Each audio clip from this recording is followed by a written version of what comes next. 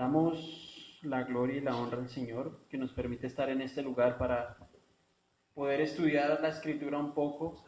Y en este momento vamos a continuar con los talleres que venimos trabajando sobre el tema de la sanidad interior y ya vamos a ir un poco más específico a un par de temas que vamos a tratar el día de hoy, como son las maldiciones ancestrales o generacionales, ¿cierto? Y el tema de las ataduras. Quiero que me acompañen por un momento a la palabra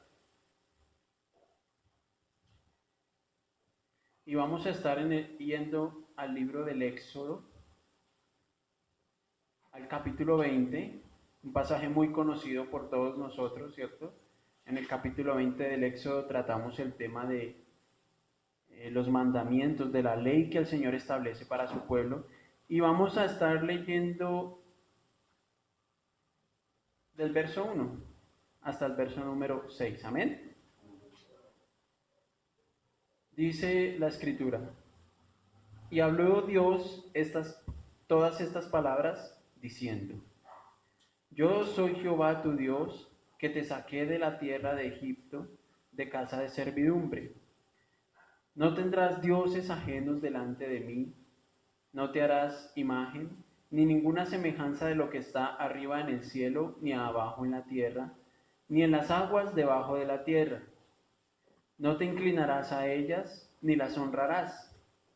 Porque yo soy Jehová tu Dios, fuerte, celoso, que visito la maldad de los padres sobre los hijos, hasta la tercera y cuarta generación de los que me aborrecen, y hago misericordia a millares de los que me aman y guardan mis mandamientos. Amén. Antes de comenzar un poco a entrar sobre el tema, quiero que alguno me diga si recuerda, excepto el hermano Alex, si alguno recuerda algo de lo que hablamos en el taller anterior. El hermano Martínez no estuvo, entonces solo, pues si alguna de ustedes se acuerda algo de lo que vimos eh, en el taller anterior. No sé si recuerdan que hablamos sobre la sanidad interior, tocamos el tema de las terminologías de lo que significaba sanidad, ¿cierto? De los términos que encontrábamos en la escritura para sanidad y para interior, ¿cierto? Hablábamos de términos como para el tema de la sanidad, como iaomai, ¿cierto? Como terapeus, como terapón, y explicábamos que dentro de esos términos muchas veces la sanidad hace referencia a temas físicos, pero que al interpretarlos podemos encontrar también que tienen un sentido espiritual, ¿cierto? Y hablábamos del interior, del hombre interior, ¿cierto? Se exponía que el hombre interior muchas veces estaba relacionado en la escritura como con la palabra corazón, mente, ¿cierto? Hablábamos de términos como cardía, que hacía referencia al corazón, pero no propiamente al órgano, sino directamente a lo que hay dentro de cada uno de nosotros, a ese hombre interior que nos muestra la escritura, ¿cierto?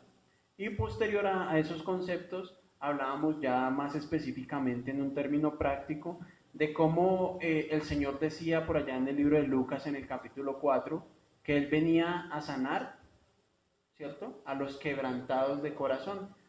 Y empezábamos a ver cómo la sanidad interior no era un proceso mágico o místico que ocurría dentro del creyente, sino que simplemente se daba a través que venía a través de una serie de criterios como era el sacrificio del Hijo de Dios, de Cristo, ¿cierto?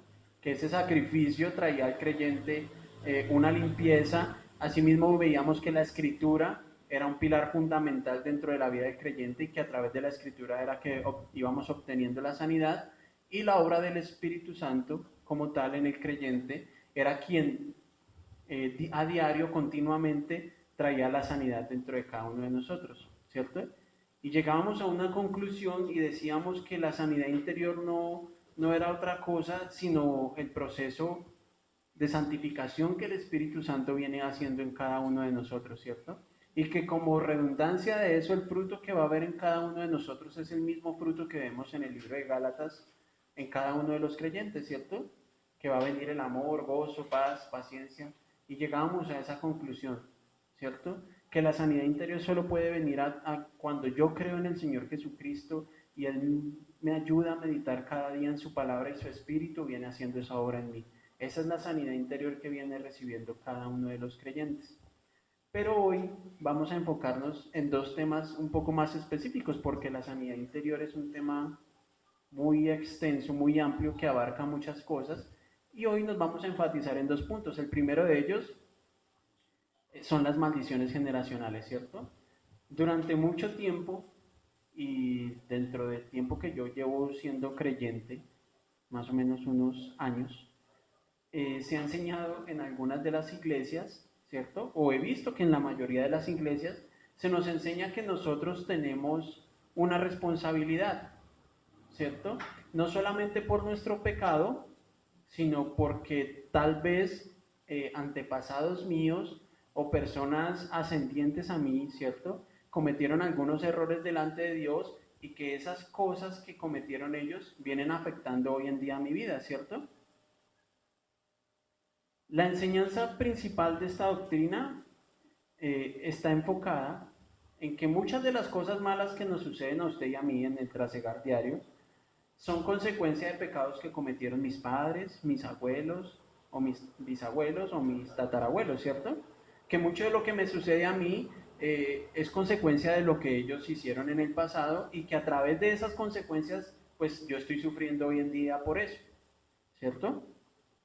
Y no solamente vamos al punto del pecado, sino que se nos dice, tú tienes un cáncer porque tal vez un antepasado tuyo cometió un pecado delante de Dios y ese cáncer ha venido afectando a todas tus generaciones y por eso es que tú tienes y tienes que arrepentirte. No solamente se nos enseña a nivel de pecado, ¿cierto? Sino que muchas veces viene a trascender a lo físico y nos dicen todo lo que a ti tal vez tú no comprendes lo que te sucede, pero puede ser que algo en el pasado te esté afectando, ¿cierto?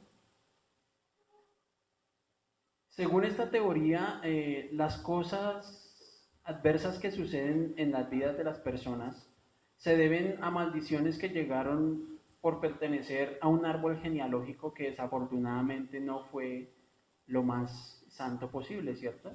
Si yo me pongo a indagar tal vez sobre los pecados que cometió mi padre, mi abuelo o mi bisabuelo que no conocí, pero si me pongo a indagar sobre los pecados de mi padre y mi abuelo, pues tal vez me encuentre con muchas cosas que me sorprendan, ¿cierto? Y pueda llegar a la conclusión y decir, wow, pues a mi papá y a mi abuelo le sucedían cosas como las que me suceden a mí. Puede ser que realmente, ¿cierto? Hay cosas que heredé de ellos y que hoy en día me están afectando porque ese árbol genealógico del que yo vengo, pues no sé, tiene ese pecado marcado y hoy en día me está afectando a mí. Pero hoy lo vamos a ver a la luz de la escritura y qué es lo que ellas nos muestran. Las personas que enseñan sobre la maldición generacional dicen que los delitos o los pecados o las enfermedades o este tipo de circunstancias que vive una persona fueron heredados tal vez genéticamente o tal vez no, ellos aseguran que fue heredado genéticamente y que a través de esa herencia, ¿cierto? Es que adquirimos esa maldición, ¿cierto? Ese pecado. Y viene como una maldición en nuestra generación y hasta que no recibamos una especie de libertad no vamos a poder liberarnos de esto. Esto quiere decir que, como veíamos hace algún tiempo en un taller, no solamente heredamos la naturaleza pecaminosa que nos dejó nuestro padre Adán, ¿cierto? Como lo vimos después de la caída, sino que adicional a eso tenemos que cargar con una serie de pecados que vienen, digámoslo, como una bola de nieve, ¿cierto? Trascendiendo en toda nuestra generación y que hoy esa bola de nieve está sobre nosotros y que algún día la pasaremos a nuestros hijos, ¿cierto? Si no cortamos con esa maldición, lo que dice es que viene como una bola de nieve y que viene andando y que si yo no la corto de alguna manera, pues va a seguir rodando por todas mis generaciones. ¿Sí? Como resultado de todo esto, entonces, Dios no solamente nos culpa o culpa a las personas por los pecados que cometen, ¿cierto? Que son suficientes para ser culpables, sino que también viene la culpa de todo lo que viene sobre mí, ¿cierto? Entonces no solamente soy responsable por mis actos, sino que también soy responsable por los actos de mis padres y de mis abuelos. Además de todo esto que se enseña, no solamente se nos enseña que heredamos eso, sino que tal vez también de alguna manera el enemigo Satanás tiene como algún derecho legal de que pueda reclamar ante el Señor por nosotros, ¿cierto? De decir, no, mire, vea, es que en esta familia viene etiquetada con este pecado y yo tengo un derecho legal sobre él porque es que él sigue siendo descendiente de ese pecado y de esa familia y en esa familia se ha remarcado mucho ese pecado, ¿cierto? Entonces tal vez hay como un espacio para decir que Satanás tiene como un derecho legal sobre las familias, ¿cierto? Y que se ha puesto sobre ella y que por eso es que abunda ese pecado en esa familia. Como vemos, no solamente involucra el tema del pecado, sino que involucra muchas cosas físicas, las maldiciones generacionales o ancestrales, involucran muchas cosas que a veces al creyente no se le enseñan, ¿cierto? Simplemente le dicen, yo veo que tú tienes un pecado en tu vida y creo que ese pecado que viene es una descendencia de pecado, ¿cierto? Que hay en tu familia, así que necesitas cortar con una maldición que hay sobre tu familia y es lo que se nos ha enseñado.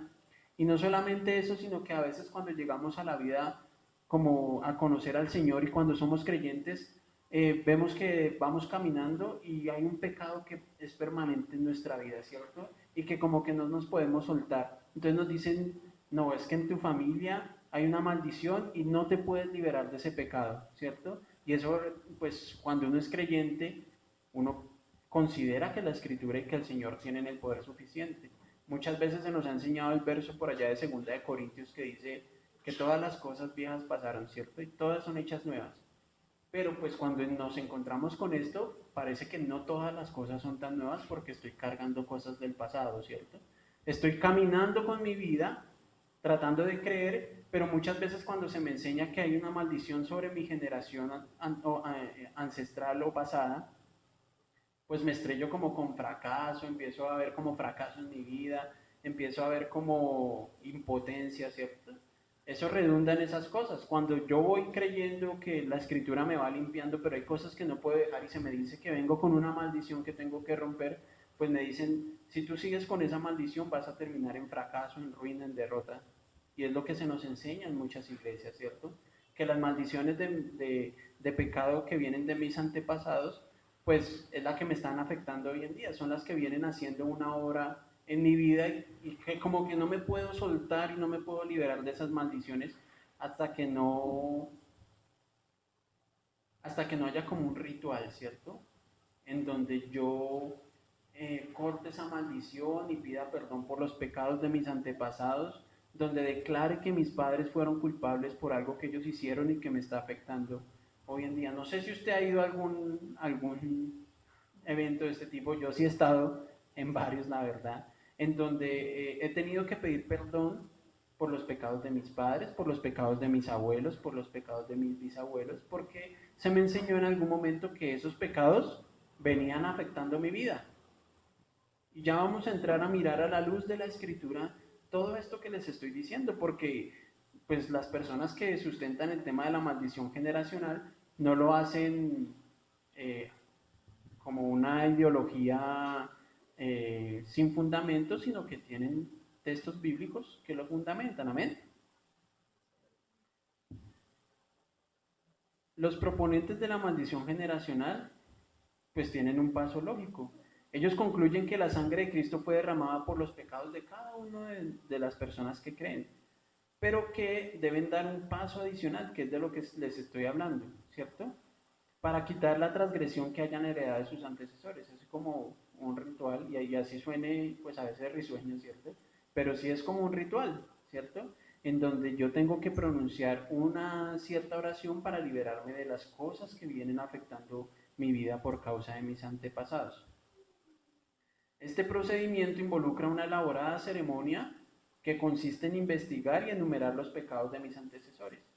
Yo declaro que hoy soy libre del pecado que ataba a mi abuelo, que es este, que es el hurto, Y por eso es que yo soy ladrón y me libero de esas cosas que hacía mi abuelo y que hacía mi padre y que me han afectado a mí, ¿cierto?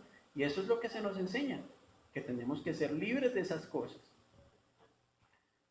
Consiste en investigar y enumerar los pecados de los antecesores hasta la cuarta generación. Imagínense ustedes investigando lo que hizo su tatarabuelo, ¿cierto? La cuarta generación, entonces mi padre, mi abuelo, mi bisabuelo y mi tatarabuelo, ¿cierto? Entonces, imagínense cómo voy a hacer yo una investigación de lo que hizo mi tatarabuelo o de lo que hizo mi bisabuelo. A duras penas muchos de nosotros conocimos a nuestros abuelos, ¿cierto? Entonces, imagínense yo tener que hacer una investigación exhaustiva y qué peligro donde se me escape un pecado, donde se me escape alguna cuestión. Entonces, hay que tener cuidado con las cosas que vamos aprendiendo en la escritura, porque pues muchas veces tenemos que indagar a fondo qué es lo que sucede para entender con mayor claridad los pasajes que ella nos muestra. Entonces tenemos que confesar los pecados por ellos, recitando oraciones y declaraciones recomendadas, rompiendo, personalmente esas supuestas maldiciones. Entonces, después de que yo ya recito y pido perdón por cada uno de esos pecados que indagué e investigué, viene la libertad a mi vida, ¿cierto? En ese momento es que recibo la libertad. Aunque a ciencia cierta, después de que hacemos ese tipo de declaraciones, muchos de nosotros seguimos enfrentándonos con los mismos pecados, ¿cierto? Y es la verdad. Y puede que sienta libertad por un momento, libertad, tranquilidad y paz en mi corazón, pero después me voy a dar cuenta que a pesar de que rompí con las supuestas maldiciones que me afectan, pues me enfrento frente al mismo pecado, siento la misma debilidad que antes por algún tipo de pecado o por alguna acción. Así que vamos a ver realmente a la luz de las escrituras qué es lo que es una maldición generacional, si realmente el concepto de maldición generacional existe, ¿cierto? Si realmente la maldición generacional nos involucra a cada uno de nosotros o a las personas que están afuera, o qué es lo que enseña la escritura sobre las maldiciones generacionales, ¿cierto? Para hablar sobre esto, vamos a tratar 5 puntos fundamentales de lo que son las maldiciones generacionales.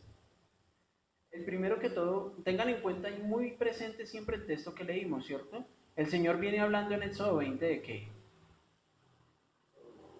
Sobre la ley, ¿cierto? Él llama a Moisés al monte Sinaí y empieza a establecer la ley que le va a dictaminar a su pueblo, ¿cierto? Y él le dice, bueno Moisés, ustedes quieren pues saber cómo es que deben ser para agradarme a mí, entonces empecemos. Yo soy Jehová tu Dios. Recuerda que yo te saqué de la tierra de Egipto, ustedes vienen de vivir una experiencia muy fuerte conmigo, yo los liberé de la mano del faraón, pero ustedes vienen con muchas cosas en su corazón y yo soy un Dios fuerte y celoso. Y tengan cuidado con lo que hacen porque la maldad que ustedes hacen yo la visito sobre sus hijos hasta la tercera y cuarta generación. Pero ¿cómo así? ¿Qué quiere decir que Dios visita la maldad de los padres sobre los hijos hasta la tercera y cuarta generación? Entonces vamos a investigar un poco y vamos a ver a la luz de la escritura qué es lo que quiere decir ese texto, ¿cierto? Porque parece indicar que realmente, ¿cierto? El Señor viene sobre nuestros hijos, sobre nuestros nietos y hasta nuestros bisnietos, de acuerdo a lo que dice el texto. Él visita la maldad que nosotros cometemos sobre nuestros hijos hasta la tercera y la cuarta generación. Entonces vamos a ver un poco qué es lo que nos dice la escritura al respecto, teniendo en cuenta 5 puntos fundamentales. El primero de ellos es que hay un concepto errado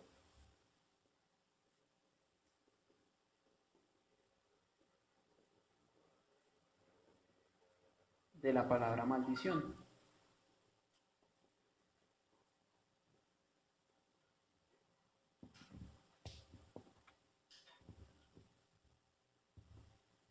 Como ya hablamos hace un instante, la palabra maldición se define como aquellos que enseñan en el concepto, para aquellos que enseñan el concepto de las maldiciones generacionales, la palabra maldición se define como aborrecer, detestar, ¿cierto? Vituperar o condenar a una persona o cosa. Cuando yo estoy maldito por alguna cosa, pues estoy condenado básicamente a vivir de esa manera, ¿cierto?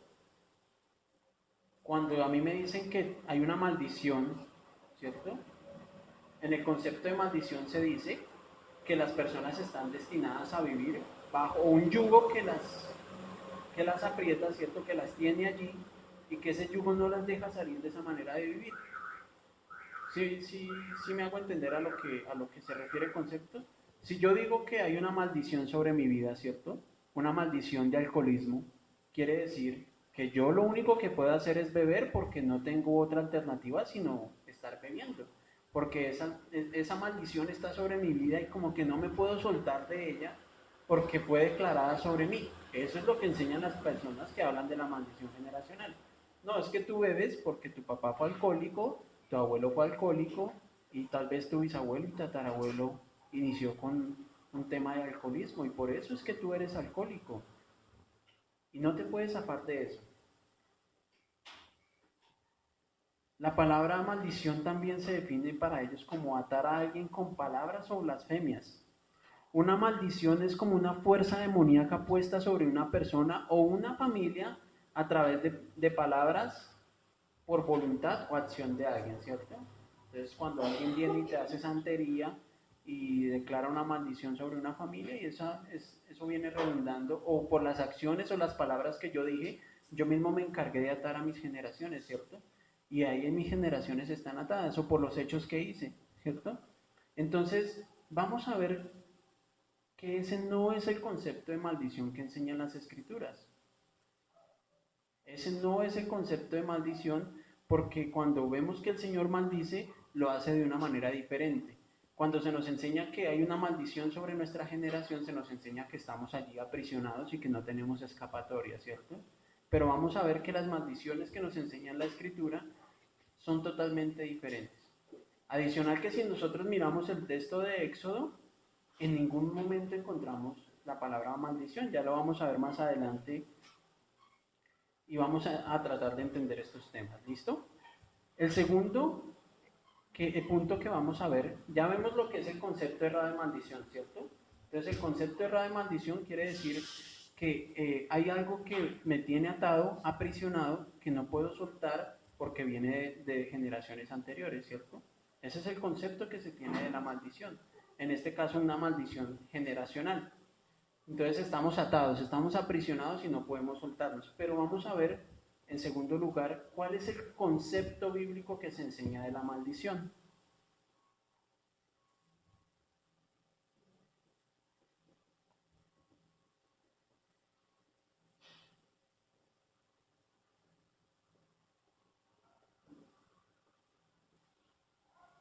¿Cuál es el concepto que nos da la Escritura acerca de la maldición? Entonces, cuando nosotros estudiamos la Escritura, las palabras no fueron escritas como ya muchas veces se nos ha dicho en nuestro idioma, sino que tienen una raíz, o bien sea hebrea, o básicamente hebrea o griega, ¿cierto? Y en este caso, cuando la Escritura habla de maldición, usa la palabra arar. Y cuando digo arar, pues no me refiero a lo que nosotros conocemos como arar, ¿cierto? De arar la tierra. Pues nos imaginamos allí, ¿cierto? Con un asadón arando, pero la escritura, pues realmente se escribe es como con una apóstrofe aquí, ¿cierto? Que es el término hebreo que se usa para la palabra maldición, arar. Entonces, ¿dónde encontramos nosotros la palabra arar? No sé si ustedes recuerdan cuando vimos por allá el tema de la caída. El tema de la caída no solamente fue un tema que le pasó al hombre, sino que trajo consecuencias. Y por allá en Génesis 3, el Señor le dice a ellos que la tierra será maldita por su causa, ¿cierto? En ese término maldita se usa la palabra arar. Generalmente en la escritura, la maldición, ¿cierto? No es igual al término que nosotros conocemos como pagano que se usa, que fue el que vimos ahorita, sino que la maldición que el Señor usa es como un pronunciamiento de juicio, ¿cierto? Para declarar un juicio sobre aquellos que quebrantaron un pacto que existía o una ordenanza que Dios mismo había dado. Por ejemplo, en el Edén, ustedes recuerdan que había una ordenanza por parte de Dios y Dios había establecido un convenio entre ellos, entre Adán y Eva y entre Dios mismo, básicamente Adán. Recuerden que Él les dijo que de todo árbol podían comer menos del árbol de la ciencia del bien y del mal. Y ellos quebrantaron ese pacto y como lo quebrantaron, pues vino un juicio de Dios sobre sus vidas. Y no solo sobre sus vidas, sino sobre la tierra también. Maldición en el contexto bíblico es una expresión de la justicia de Dios que se aplica sobre alguien o algo como consecuencia de una decisión personal e intencional de desobedecer a Dios, ¿cierto? Entonces viene un juicio de Dios sobre la vida. Y aunque nosotros si miramos el texto, Dios está dando una ordenanza y está diciendo que si la quebrantan, pues va a venir un juicio sobre ellos, ¿cierto?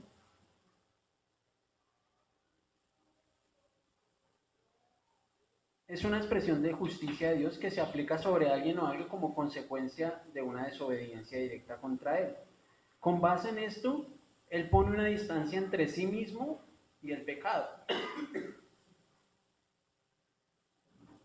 Para las personas que vienen más habitualmente los miércoles, ustedes han visto que se estudió el libro de Deuteronomio y por allá en el capítulo 28 de Deuteronomio, Dios establece unas bendiciones y unas maldiciones dependiendo del comportamiento que tenga el pueblo, ¿cierto?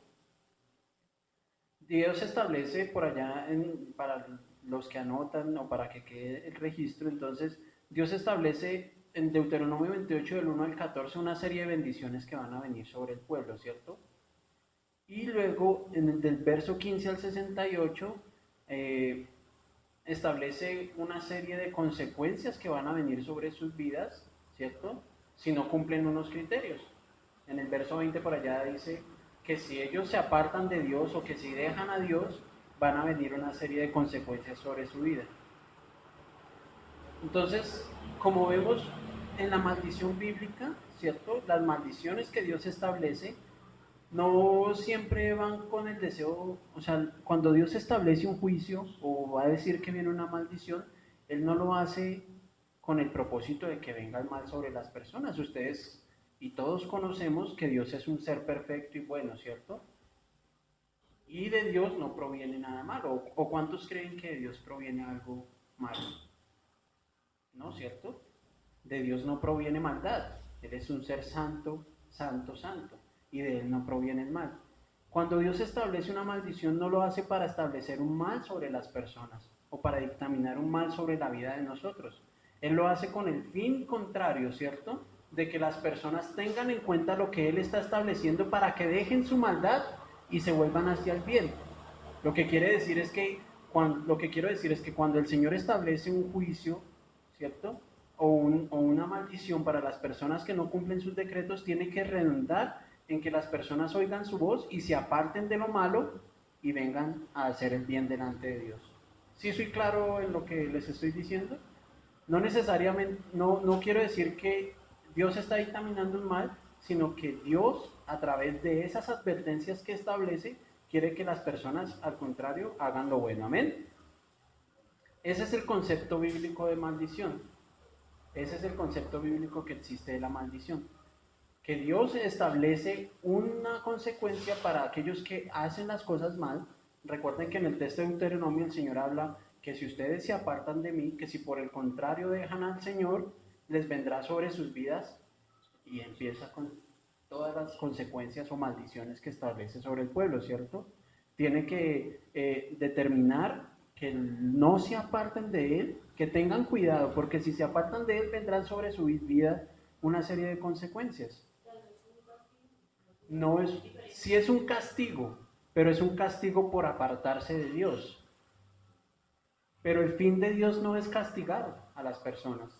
El fin de Dios es que no se aparten de Él, sino que sigan sus preceptos para que vengan sobre ellos, por el contrario, las bendiciones que están establecidas en ese mismo capítulo. Amén.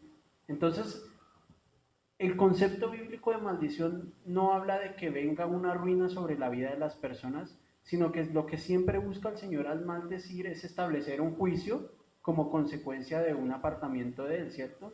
Y como establecer una advertencia en muchas ocasiones para que las personas se aparten del camino de la maldad y busquen la presencia de Dios. Amén.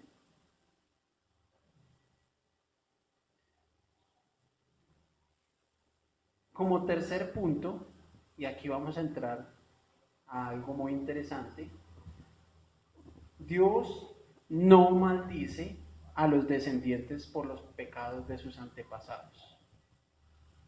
Pero ¿cómo así, hermano?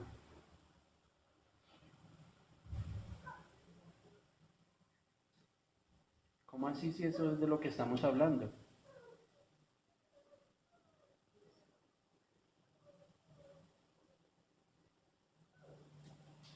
¿Cierto? Dios no maldice a los descendientes por los pecados de sus antepasados. Quiero que me acompañen por un momento al libro de Ezequiel.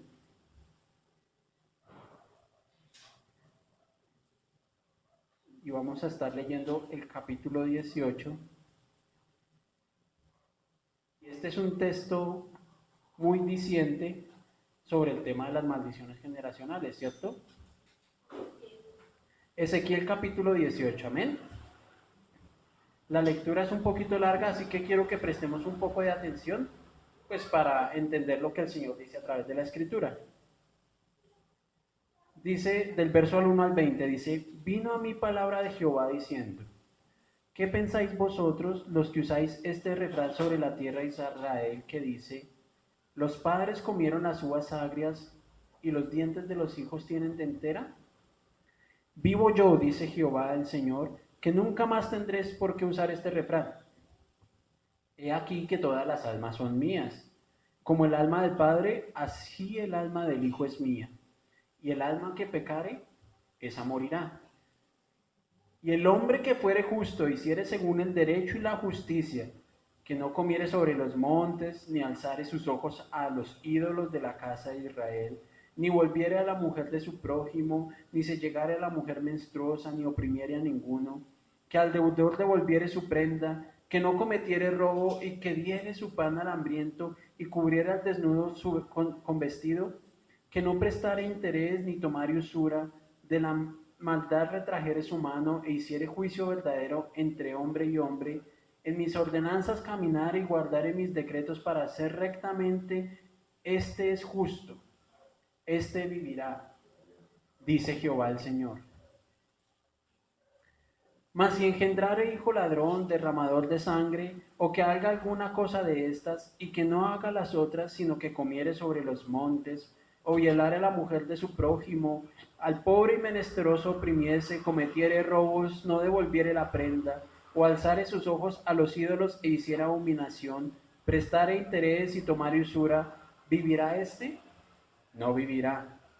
Todas estas abominaciones hizo, de cierto morirá, su sangre será sobre él.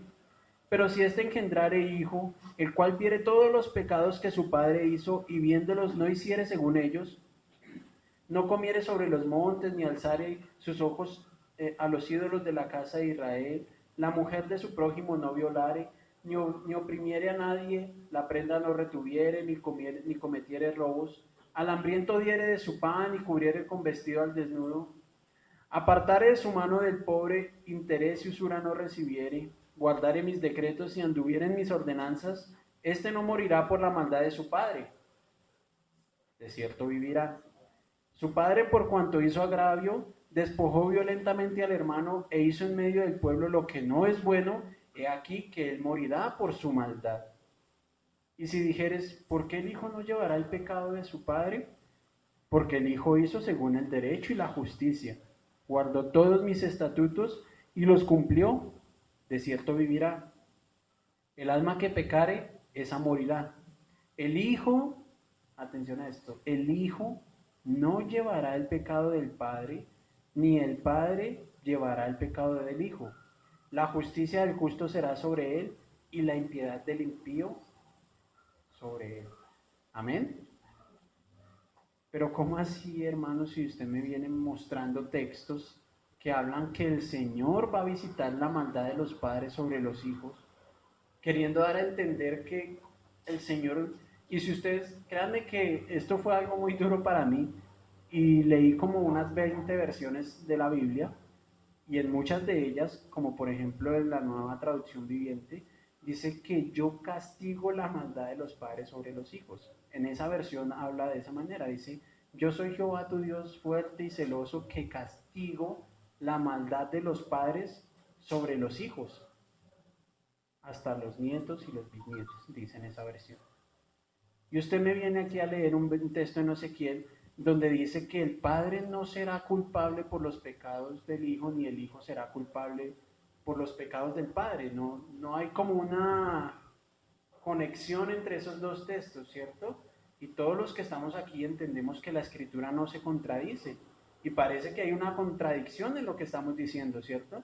Porque en Éxodo se nos dice que la maldad de los padres, el Señor visita la maldad de los padres sobre los hijos, y aquí en Ezequiel me dice que cada uno es responsable de su propio pecado, y parece ser que no solamente en este tiempo, sino en el tiempo del profeta Ezequiel se creía, ¿cierto?, que los hijos eran como responsables de los pecados que cometían sus padres, como se enseña hoy en día en muchas de nuestras iglesias.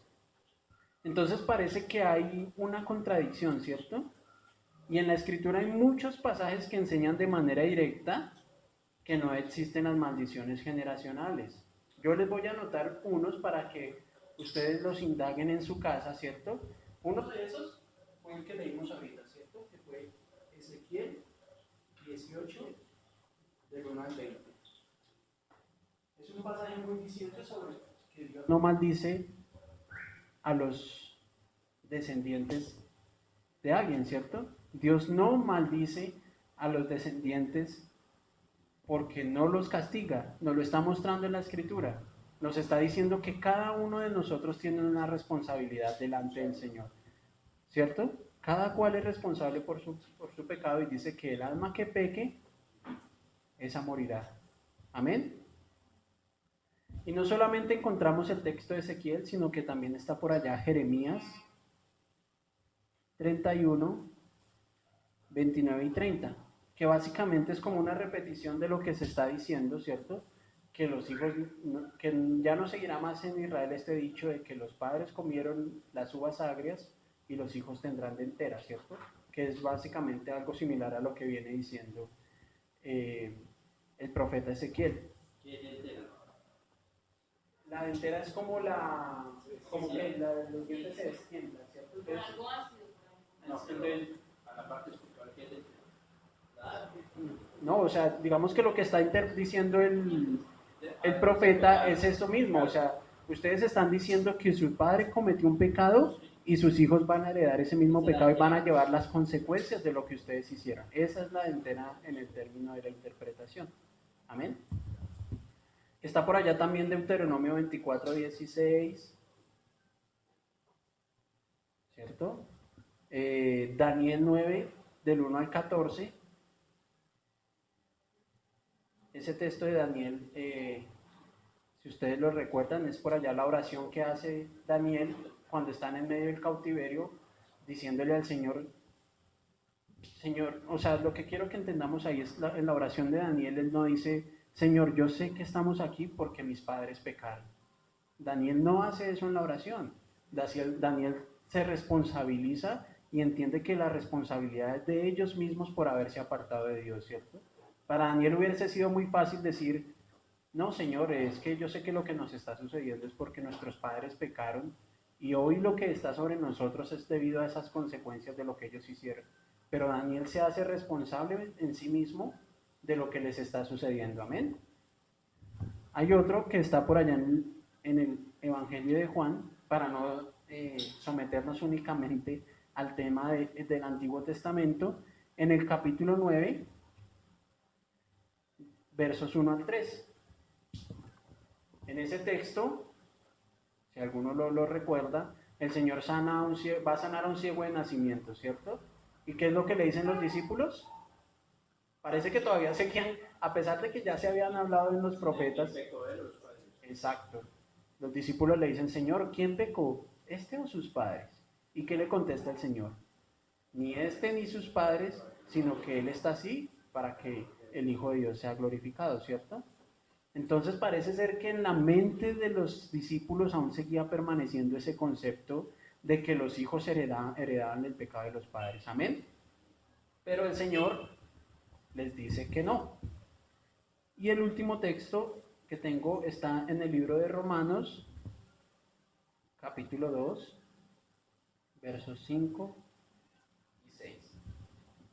Entonces, como se pueden dar cuenta, como podemos ver, hay muchos textos en la escritura y pueden haber muchos más que nos hablan de eh, que no somos alguien que recibe una maldición por los pecados que cometieron sus padres, sino que cada uno es responsable en sí mismo por los actos que comete. Amén. Pero entonces, ¿qué quiere decir el texto de Éxodo 25 que leíamos al comienzo? De que yo soy Jehová tu Dios que visito la maldad de sus padres, de los padres sobre los hijos. Entonces vamos como cuarto punto, ya casi terminamos, a entender que hay un texto bíblico mal interpretado.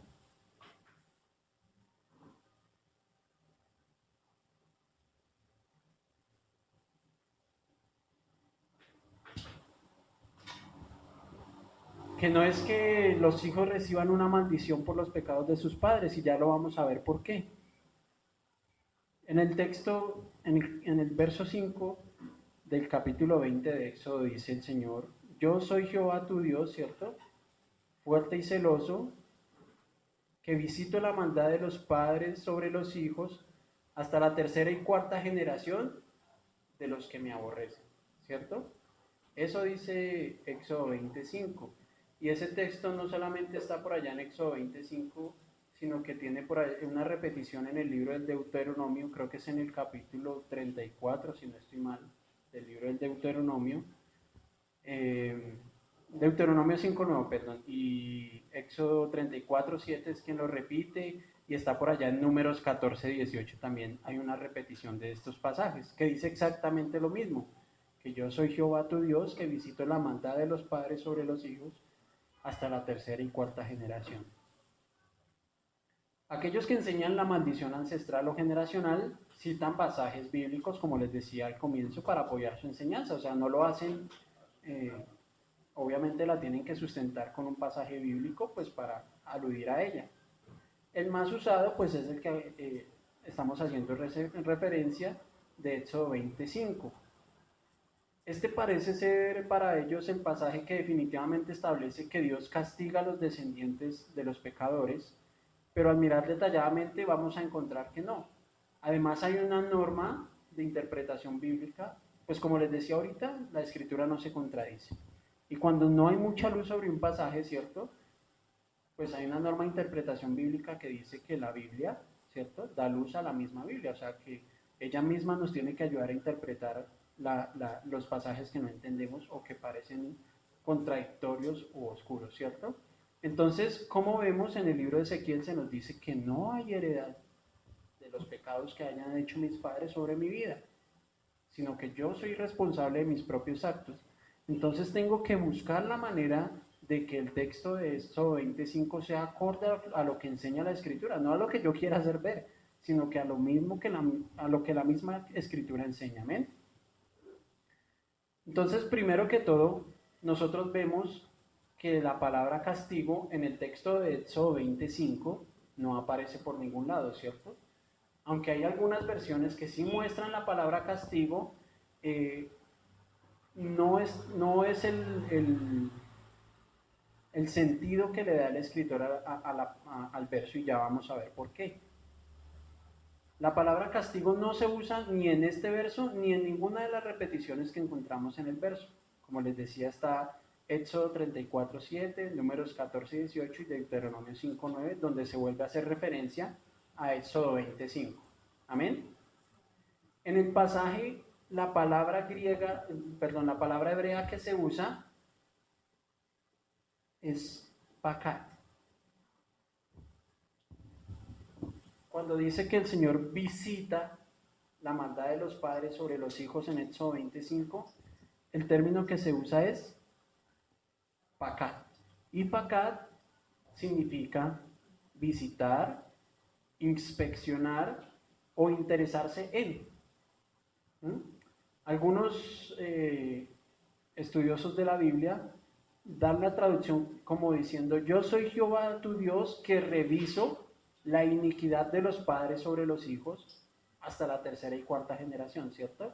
Aquí ya vemos que hay un sentido diferente. Aún mismo cuando nosotros lo leemos que dice que visito la maldad de los padres sobre los hijos, cuando usted visita a alguien, pues no llega con un castigo, ¿cierto? Usted generalmente cuando visita a alguien va es para mirar a ver cómo está, ¿cierto? Cómo está esa persona, en qué estado se encuentra. Entonces lo que vamos entendiendo es un poquito que el Señor lo que dice es: yo soy Jehová que he hecho un vistazo de la iniquidad de los padres sobre los hijos. Y ya vamos a ver qué quiere decir ese término de los padres sobre los hijos. Amén. Y por último, en el texto de Éxodo 25 en ningún momento aparece la palabra arar, que como veíamos ahorita es la que determina el texto maldición, ¿cierto? La palabra maldición tampoco aparece en ningún lado, ni en Éxodo 25, ni en las repeticiones que estamos hablando. Las personas que hablan sobre la maldición generacional, pues anhelarían ver la palabra maldición en lugar de maldad, ¿cierto? Porque la palabra maldad sí aparece en el texto. Visito la maldad de los padres sobre los hijos. Pero la palabra maldición no aparece en ningún lugar del texto. Así que ni el lenguaje que usa el escritor, ni el contexto, recordemos qué es lo que viene hablando el contexto de Éxodo 25. Viene hablando sobre la idolatría, ¿cierto? Viene diciendo: yo soy Jehová tu Dios, no te harás imagen alguna de mí, ni te inclinarás a ella, ¿cierto? Así empieza el versículo 5, dice, el 4 dice: no te harás imagen ni ninguna semejanza de lo que está arriba en el cielo, ni abajo en la tierra, ni en las aguas debajo de la tierra. Dice el verso 5, no te inclinarás a ellas, ni las honrarás, porque yo soy Jehová tu Dios fuerte y celoso, que visito la maldad de los padres sobre los hijos hasta la tercera y cuarta generación de los que me aborrecen. Entonces, si ustedes se dan cuenta, si miramos el contexto, no hay en ningún lugar algo que nos fuerza a creer que hay una maldición sobre las personas, ¿cierto? No habla de maldición. Él está hablando sobre la idolatría y el Señor les dice: ojo con la idolatría y ojo porque yo estoy viendo lo que ustedes hacen y estoy observando, visito lo que ustedes hacen, estoy presente en el momento que ustedes se inclinan ante ellas y me doy cuenta, como vamos a ver en el punto siguiente, lo que ustedes enseñan a sus hijos.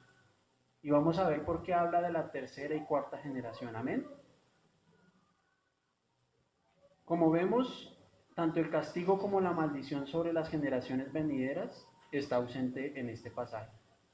No lo vemos en ningún lado del pasaje vemos que haga relación a que el Señor visita o que maldice, perdón, las generaciones venideras. Y por último, ya para terminar, me perdí el marcador, ya para terminar, vamos a ver lo que sí enseña la Escritura.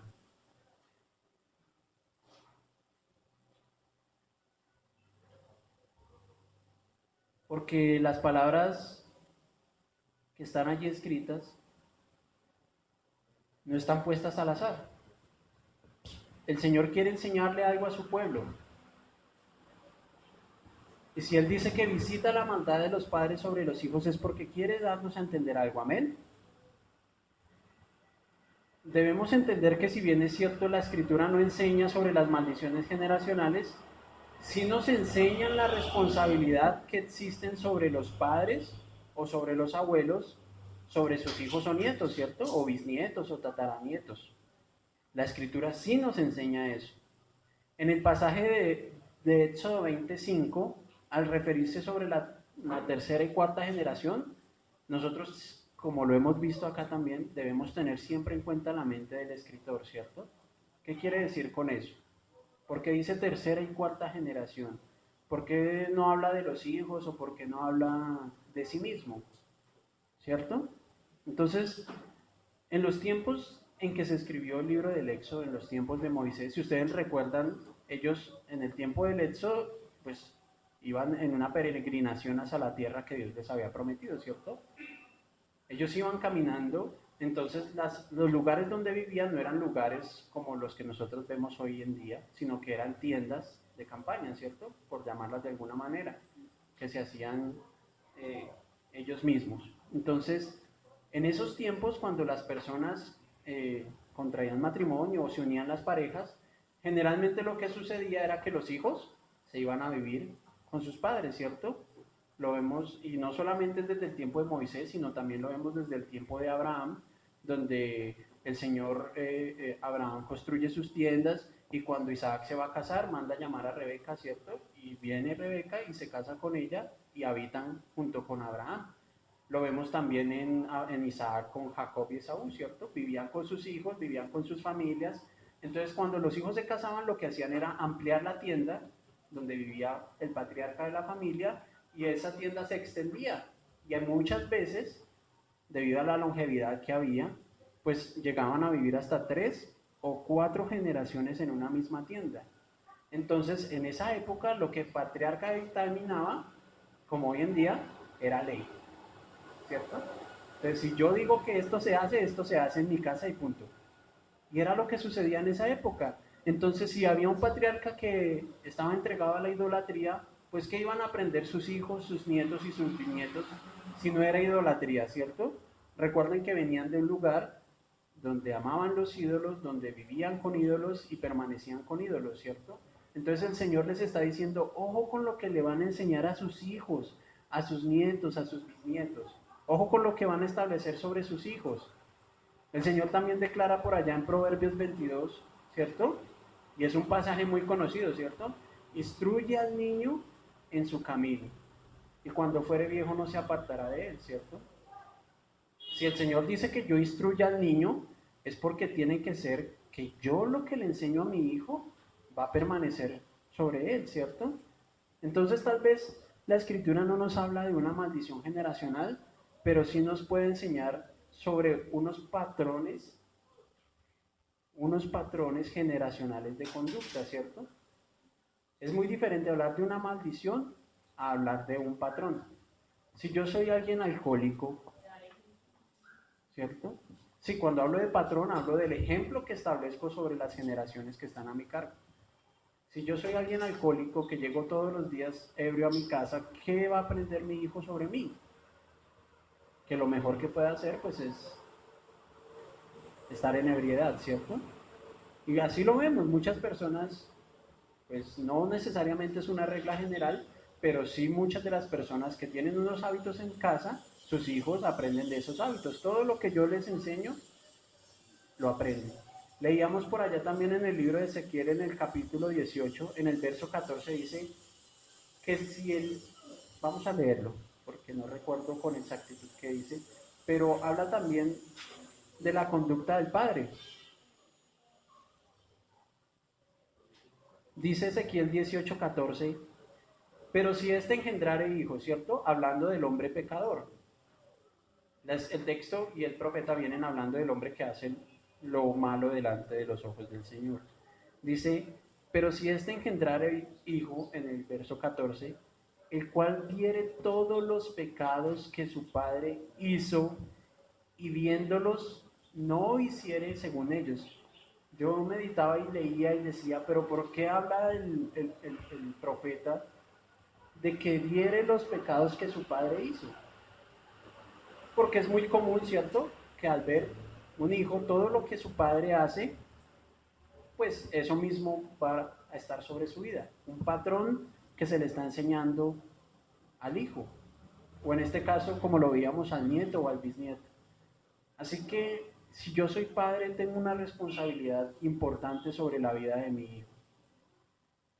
De enseñarle el camino de la escritura, el camino correcto, lo que enseña la palabra de Dios, o enseñarle la manera pecaminosa de vivir. Tal vez la escritura no habla de maldiciones generacionales o ancestrales, pero sí dictamina que hay una responsabilidad en los padres. Obviamente, al hablar yo de estos patrones no quiere decir que esta imitación, porque es como una imitación de los actos de los padres, los excluya de la responsabilidad que o nos excluya de la responsabilidad que cada uno tenemos ante Dios. Como lo veíamos en Ezequiel, cada quien es responsable ante el Señor por sus actos. El Señor a través de Moisés buscó corregir el paganismo con el que provenían de Egipto. Pero para el tiempo de los profetas el pueblo había vuelto a esos pensamientos, ¿cierto? De creer que yo todo eso que vivía era porque mis padres habían pecado. Los profetas trataron de corregir el paganismo en sus días, pero para el tiempo de Jesús el pueblo había vuelto a caer en el pensamiento pagano, lo vimos, ¿cierto? Parece que ese pensamiento estaba sembrado en la mente de todos los hebreos y creían que todo lo que hiciera mi padre iba a redundar sobre mí. Entonces, con Moisés pasó, ¿cierto? Cuando vino Ezequiel, pasó. Cuando vino el Señor, los discípulos como que todavía tenían ese pensamiento en la mente y sucedió. Nosotros como el cuerpo de Cristo, la iglesia, hoy tenemos el testimonio de Moisés, ¿cierto? De los profetas, de Jesús, y no solo de Jesús, sino de sus apóstoles, juntamente con todo el Nuevo Testamento y la plenitud del Espíritu y los dones que el Espíritu impartió a la iglesia, incluidos entre esos el discernimiento, la capacidad de entender las Escrituras. No obstante, hoy en día muchas de las iglesias y muchos de los creyentes seguimos creyendo que hay, o nosotros ya no porque la Escritura nos enseña algo diferente, pero muchas de las iglesias siguen creyendo que las maldiciones generacionales son vigentes y que están hoy en día obstruyendo la vida de muchos creyentes. Hoy en día el Evangelio está siendo tergiversado, cayendo en una mala interpretación de las Escrituras y pues obviamente eso tiene sus consecuencias. Como veíamos en la clase pasada, las Escrituras nos enseñan que el sacrificio del Señor Jesucristo es suficiente.